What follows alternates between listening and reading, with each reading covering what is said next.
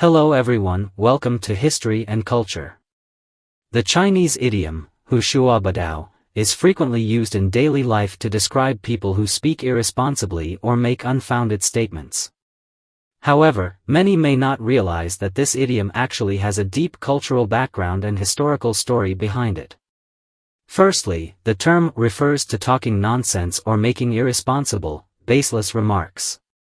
On the other hand, might seem like it has no special meaning in modern Chinese. However, it carries a unique cultural connotation. So, why is it 8 paths, and not 7 paths, or 9 paths? Many people might think that the 8 in simply serves as a quantifier, representing the idea of many. After all, the number 8 is considered lucky in Chinese culture. And the phrase flows smoothly and sounds rhythmic, so it might have been chosen just for convenience. However, that's not the case. While many idioms do use numbers as quantifiers, such as a few words, the in was not chosen arbitrarily. It has a deeper cultural significance. According to experts, is not just a quantifier, but a specific number. In the idiom, the number does not merely indicate many or quantity. It specifically refers to the number 8, meaning 8 paths. So, what are the 8 paths referred to here? We can first look at this from a Buddhist perspective. In Chinese Buddhism, the 8 paths are not just a random number, but carry a clear meaning. Buddhism has a doctrine known as the Eightfold Path, which refers to a set of guidelines that Buddhist disciples must follow in their practice to enhance their spiritual development.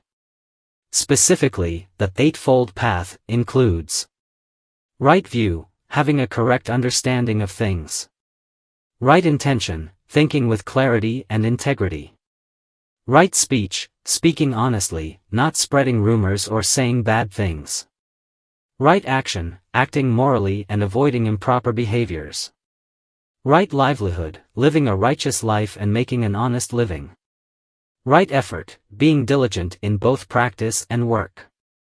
Right mindfulness, maintaining awareness and focus on the present moment. Right concentration, using meditation to enhance one's mind and focus. These 8 principles form the foundation of Buddhist practice and help individuals maintain a righteous mindset and behavior, ultimately leading to spiritual enlightenment.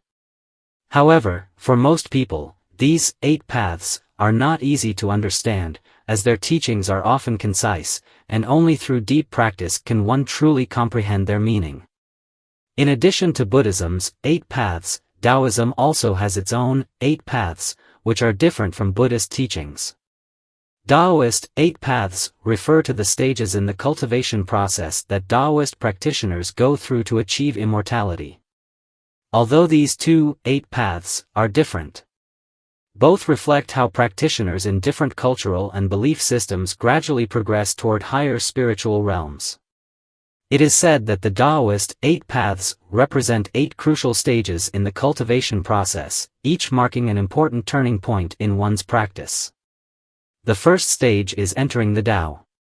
This is the foundational step in Taoist practice, where one must first accept the teachings of Taoism and become part of the Taoist tradition. The second stage is learning the Tao. At this stage, practitioners learn the basic methods and theories of Taoist cultivation, such as how to cultivate one's body and mind, adjust one's breathing, and achieve balance. The goal here is to lay a solid foundation and acquire necessary skills for the journey. The third stage is seeking the Tao. After learning the basics, not all cultivation can be accomplished through self-study or reading alone, so the practitioner enters the seeking the Tao stage. This involves seeking guidance from respected mentors or masters, learning from experienced individuals, and receiving their instruction. There is a saying in Taoism, the teacher leads you to the door. But the cultivation depends on the individual. Without a teacher's guidance, it is difficult to progress far, so seeking the Tao is considered very important. The fourth stage is cultivating the Tao. The cultivating the Tao stage is the core phase of spiritual practice. At this point, the disciple begins to put their cultivation methods into practice and focus on self-improvement. This includes practices such as sitting meditation, mindfulness, qigong, and internal alchemy, all of which form the foundation of Taoist cultivation. The key to this stage is perseverance. Only through long-term practice can one gradually break through their limitations and improve their spiritual development. The fifth stage is achieving the Tao. When cultivation reaches the achieving the Tao stage, it means that the practitioner has reached a higher level of understanding. At this point, the practitioner's spiritual power has significantly increased, and they can feel changes on a mental and spiritual level, such as greater inner peace and deeper wisdom. The sixth stage is transmitting the Tao. Once a practitioner has reached the achieving the Tao stage, they begin to take on the responsibility and desire to teach others and help save sentient beings. A practitioner at this stage possesses both moral cultivation and wisdom. Therefore, they share their cultivation experiences with others, helping them embark on the path of cultivation. The seventh stage is understanding the Tao. After going through the first 6 stages, the practitioner's spiritual power has become profound, reaching a near-immortal state.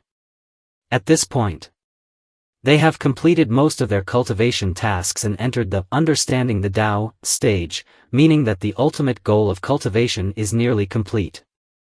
The 8th stage is becoming the Tao. Finally, after many years of cultivation and constant self-transcendence, the practitioner enters the becoming the Tao stage. This is the so-called achieving the Tao and becoming immortal. It means that the practitioner has transcended the limits of life and death and has reached the highest state of Taoism, ascending to immortality. It is worth noting that Buddhism has the Eightfold Path, and Taoism also has the 8 Great Paths. So, where does the 8 paths, in the idiom, nonsense, come from, Buddhism, Taoism, or a fusion of both? To clarify this, we must first look at the term, nonsense. Many people think simply means speaking carelessly, but in ancient China, it referred to the words spoken by the Hu people. So, who were the Hu people?